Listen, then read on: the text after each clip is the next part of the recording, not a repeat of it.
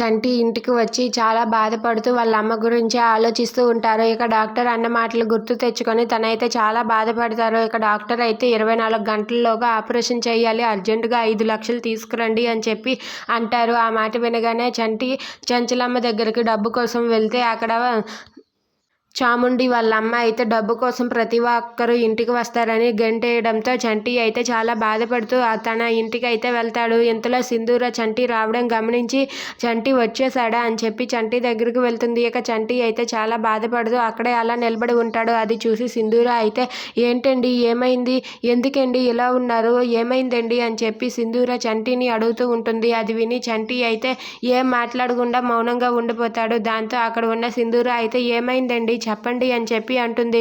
అయినా సరే చంటి ఏం మాట్లాడకుండా మౌనంగా ఉంటాడు. మీ బాధని నేను అర్థం చేసుకోగలండి, అసలు ఏం జరిగిందో చెప్పండి పర్వాలేదు అని చెప్పి అంటుంది. దాంతో చంటి అయితే వాళ్ళ అమ్మ గురించి సింధూరాతో చెప్పడానికి ప్రయత్నిస్తాడు. Please subscribe.